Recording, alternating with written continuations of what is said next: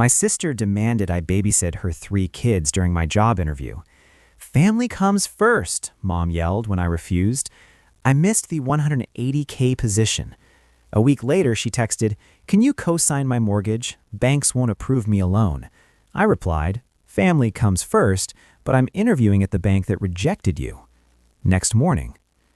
By the time my mom yelled, "Family comes first," my daughter was standing there in her clean sneakers, clutching her little notebook and trying to pretend she wasn't crying. It was 9:40 a.m. My interview was at 10:30.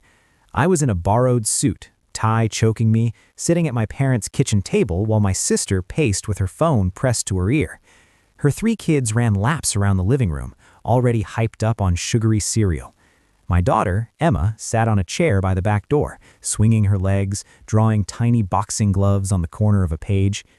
"Brian says he can't take them," my sister Kelsey shouted, like we were in a stadium instead of a 2-bedroom house. "His boss called him in. I can't miss this showing, Mom. This is our dream house." Mom looked from her to me, then down at my suit like it was a costume. "Derek can stay. It's just one morning." I checked the time again, 9:41. "Mom," I said, as calm as I could manage, "I have to leave in 10 minutes. Downtown traffic is a nightmare on Mondays. This interview is—" She cut me off with a laugh that wasn't funny. "Oh, come on, you punch bags for a living. This is a real job for your sister. A mortgage broker doesn't reschedule." Emma's pencil stopped moving. I saw it, that little pause. "Mom, this is a real job too. It's $180K, benefits, a director position, at the bank." I tapped the folder on the table where I'd printed my resume and talking points. "I told you that." Kelsey rolled her eyes. "Ugh, you and your numbers. You'll get another interview. I don't get another shot at this house." Her kids burst into the kitchen, yelling something about the tablet dying. One of them bumped Emma's arm. Her pencil line jerked across the page. She whispered, "It's okay," mostly to herself. "I lined up childcare. Miss Ortiz downstairs was going to watch Emma. You told me to bring her here instead, so everyone could see her before you're all fancy. I did that. I showed up. I'm leaving now." I stood up and grabbed my keys. That's when my mom snapped. "Family comes first," she shouted, slamming her hand on the table so hard the salt shaker tipped. "You think some bank cares about you? Your sister needs you. Those kids need you. Emma will understand." She turned to my daughter. "Right, sweetheart? You don't mind sacrificing a little so Daddy can help your cousins?" 4 pairs of eyes turned on Emma. 3 cousins waiting for her to say yes, my mother waiting for her to agree I was selfish if I didn't. Emma tucked her notebook against her chest. I don't know," she whispered. That was the moment. Not my mom's yelling, not my sister's panic. That tiny sentence from a 9-year-old who already thought her needs were negotiable. Kelsey stepped in, delivered the finishing blow.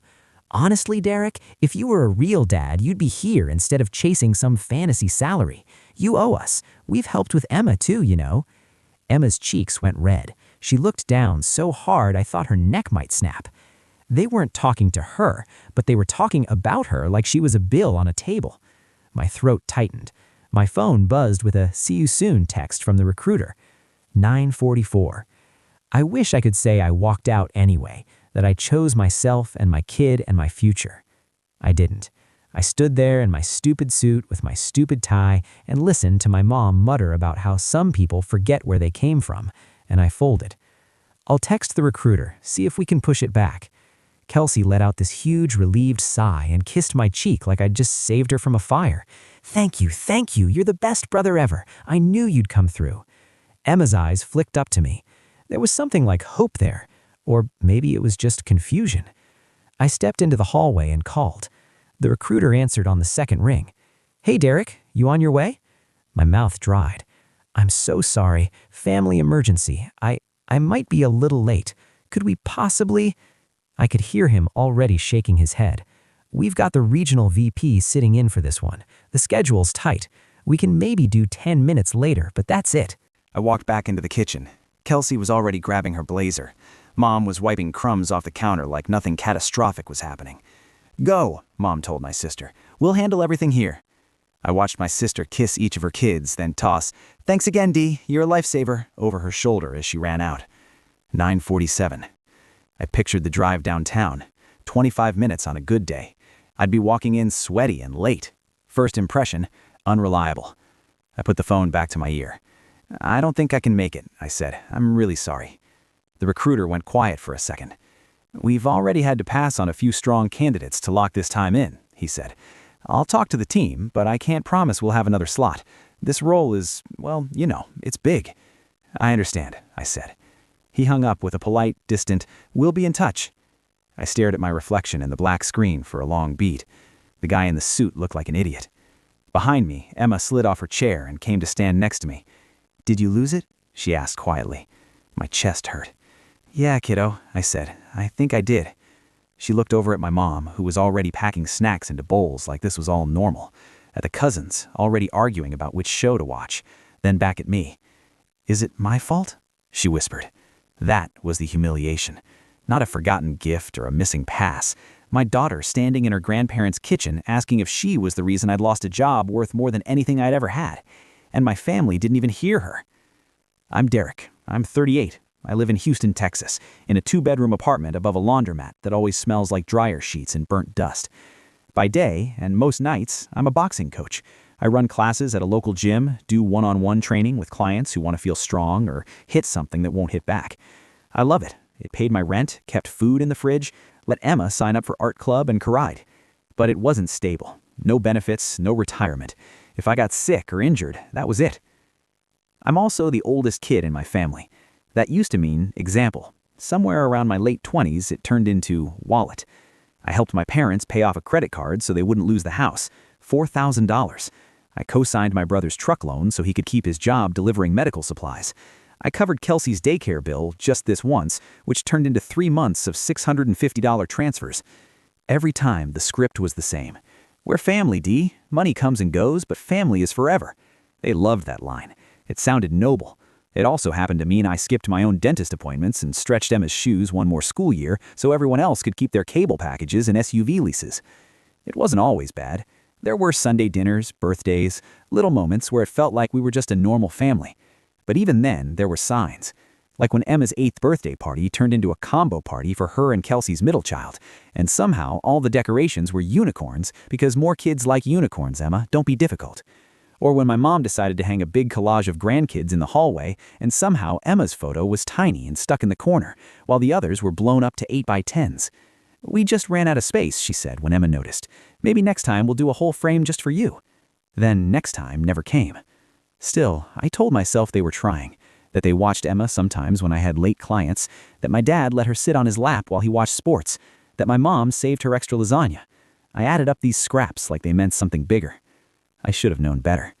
The banking job was the first time in years I'd seen a way out. One of my clients, a guy named Ian, worked in HR at a big regional bank. We'd been training together for almost a year. He'd seen me juggle my schedule, manage the gym floor, run promotions, talk cranky clients down off the ledge. "You ever think about corporate wellness?" he asked me one night while he was icing his shoulder. "We're opening a full fitness center in our downtown building. They want someone to design programs, lead classes, manage trainers. It pays, well, it's big." "I understand," I said. We spent weeks polishing my resume. He talked me through the interview process, coached me on how to turn "I run a noisy gym" into "I lead a high-performance team." For once, I wasn't the coach. I was the one being coached. The interview date was set, Monday, 10:30 a.m. I arranged everything. Miss Ortiz downstairs agreed to watch Emma for 4 hours. I bought a shirt that actually fit and an $18 tie Emma picked out. "This one looks like your gym logo, Daddy." I drove by the bank on Sunday to time the parking. Then my mom called. "Why don't you bring Emma here in the morning?" she said. "We haven't seen her in weeks. You can stop by for coffee before your big fancy banker meeting." I hesitated. "I don't want to risk being late," I said. "Oh, we're 5 minutes from the freeway," she waved it off. "We'll make a big deal out of you in your suit. Emma will love it. It'll be good luck. Family around you and all that." I swallowed the unease and said yes. Because that's what I did. I said yes. I adjusted. I made it work. Until that morning, in that kitchen, when their "family comes first" finally cost me something I couldn't get back. We spent that day trapped in my parents' living room. Kelsey left, makeup perfect, blazer sharp, shouting instructions over her shoulder. "They've eaten. No dairy for Noah. The The baby naps at 12. Don't let them on the tablet too long. My mom hovered and fussed, then vanished to rest her back, which meant scrolling Facebook in her bedroom. I changed out of my suit and into sweats. Emma watched me like a balloon deflating. By noon, all 4 kids were stir-crazy. I made sandwiches, played referee, changed a diaper I wasn't emotionally ready for. I did the job, because that's what I'd agreed to, I guess. At 2:30, Emma curled up next to me on the couch. "Daddy," she asked, "that job was really a lot of money, right?" "Yeah," I said, not sugarcoating it. It was. Her fingers picked at a loose thread on the cushion. Would it have meant we could have gotten a house with a yard? It felt like she'd punched me right in the ribs. "Maybe," I said softly. "Eventually." "Oh," she paused. "Grandma said we're already lucky because Aunt Qley lets us use her pool in summer." Right. The above-ground pool they'd bought with part of their tax refund and the money I sent when their AC broke. "Did I make you miss it?" she asked again. "Because you had to watch us?" I pulled her close. "I didn't make you miss anything," I said. "Grown-ups did grown-up things. That's not on you." She nodded, but she didn't look convinced.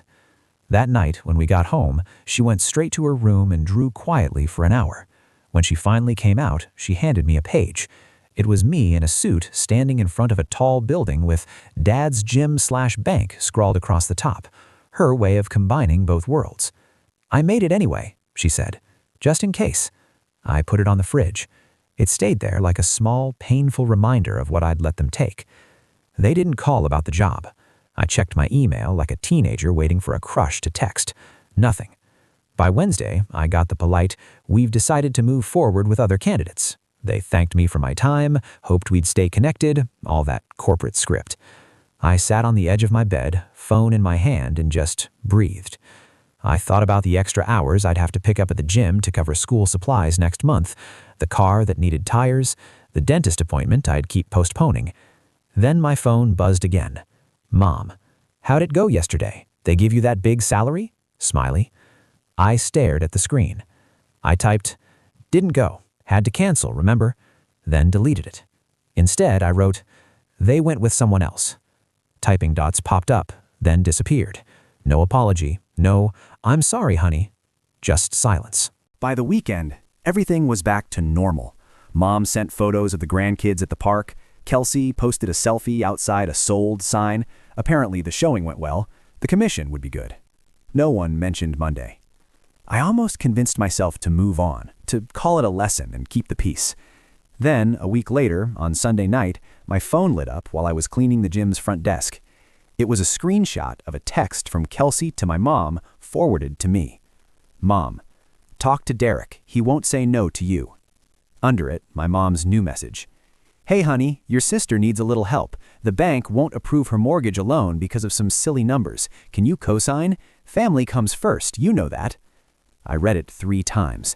Co-sign. On a 30-year mortgage, for a house I'd never live in, for a sister who thought my career was a joke, from a mom who just made me choose between their emergency and my entire future.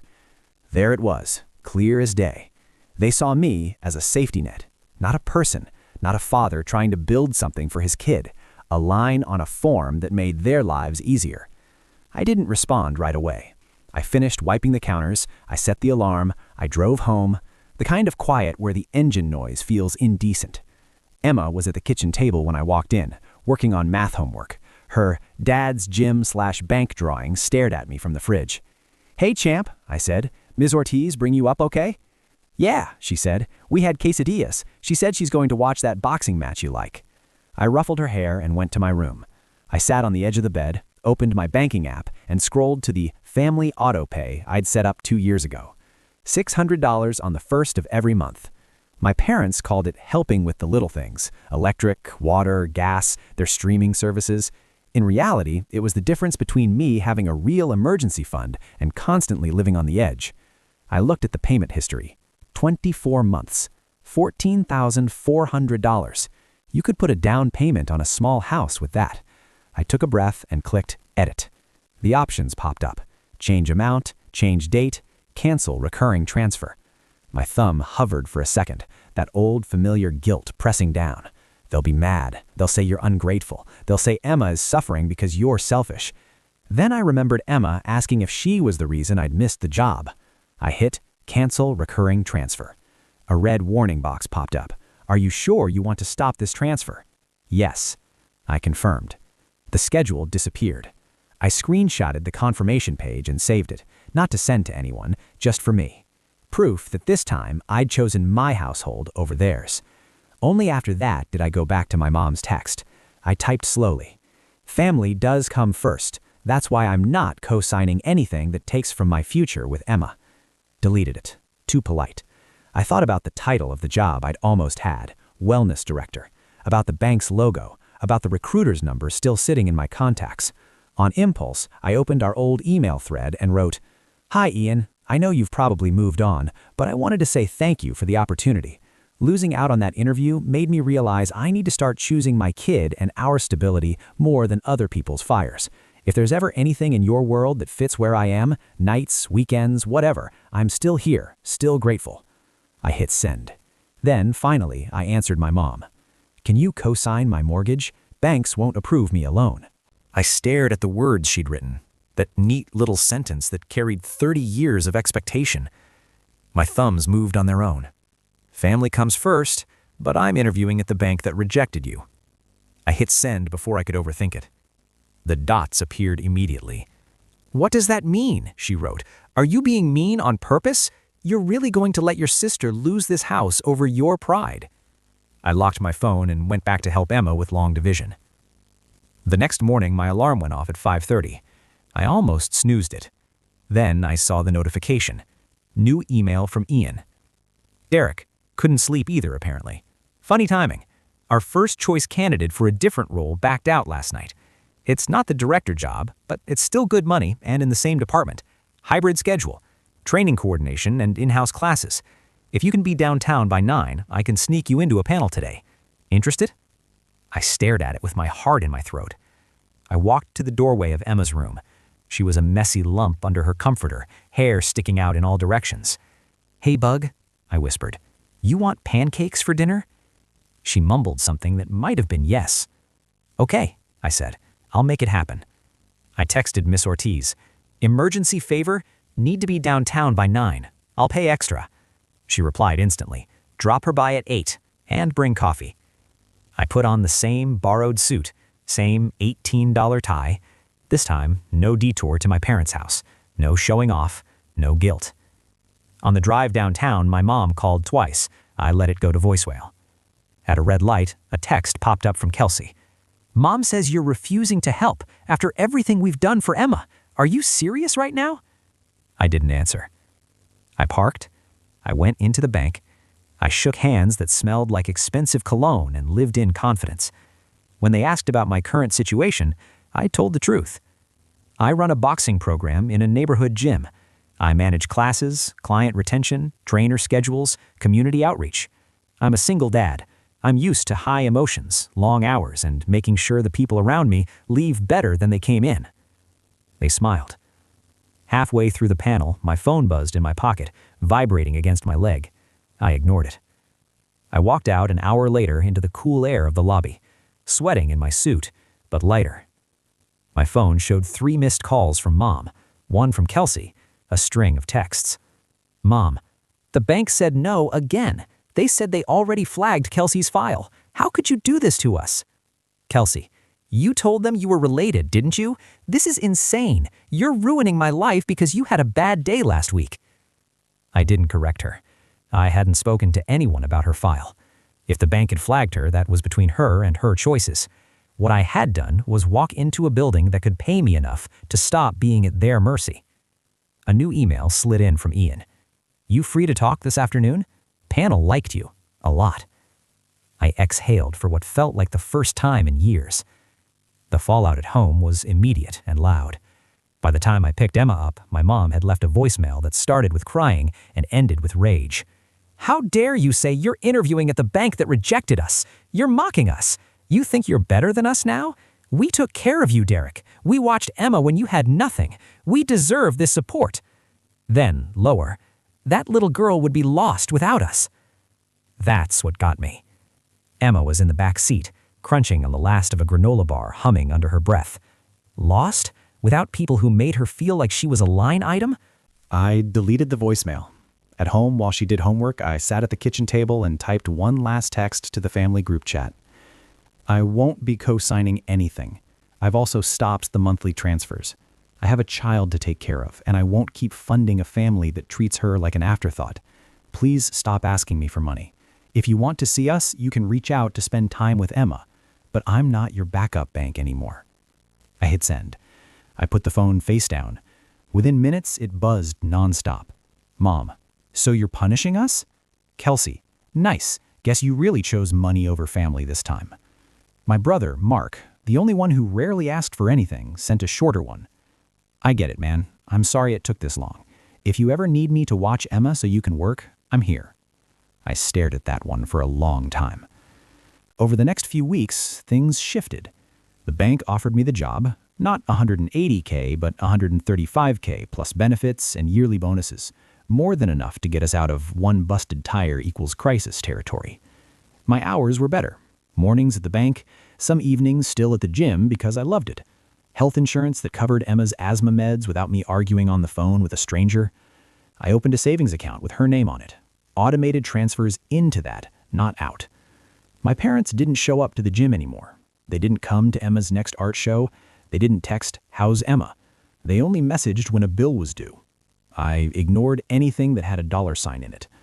One Saturday afternoon, there was a knock at my door. I opened it to find Kelsey standing there, makeup smudged, no kids in sight. "You're really not going to help?" she asked, skipping hello. "They raised the interest rate. If I don't find a co-signer, we lose the house. The kids will have to switch schools. Is that what you want for your niece and nephews?" I stepped out onto the porch and pulled the door mostly closed behind me so Emma wouldn't hear. I want my daughter to grow up without thinking she has to bleed herself dry so other people are comfortable.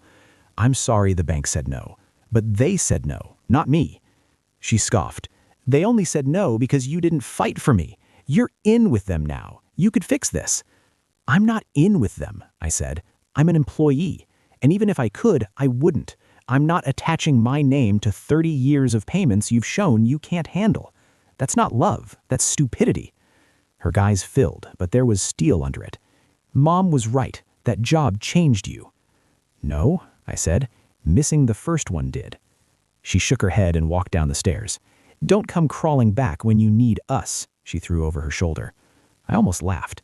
When exactly had I ever needed them for anything other than guilt? I went back inside.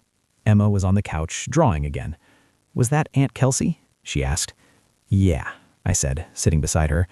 "Adult stuff." She nodded, then held up her drawing. It was 3 people at a kitchen table. Me, her, and Miss Ortiz. Pancakes stacked high, little speech bubbles that read, "Pass the syrup," and "This is awesome." No more sad bank pictures, just us this time. I felt something loosen inside my chest. Our first holidays after the job were in our tiny place. Emma and I put up a crooked, fake tree and ate too many cookies with Mark's family and Miss Ortiz. I gave Emma an envelope, a spring trip to a cabin, just us and the people we like. "Do we have to invite Grandma?" she asked. "No," I said.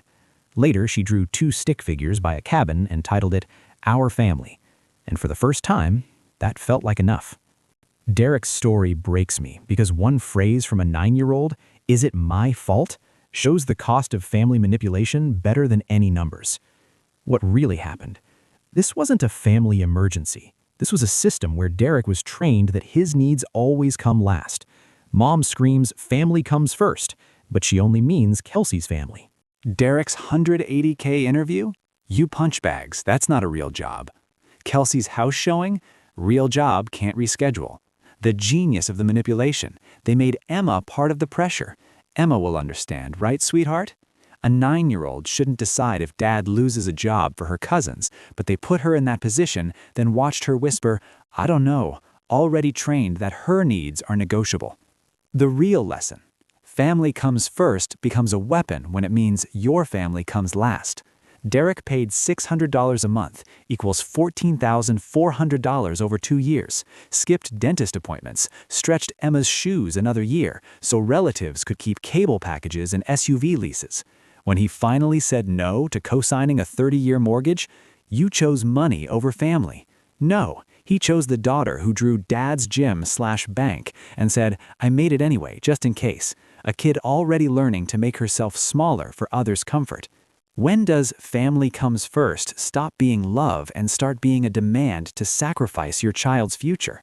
And how many times must someone choose you last before you realize you were never family, just a safety net?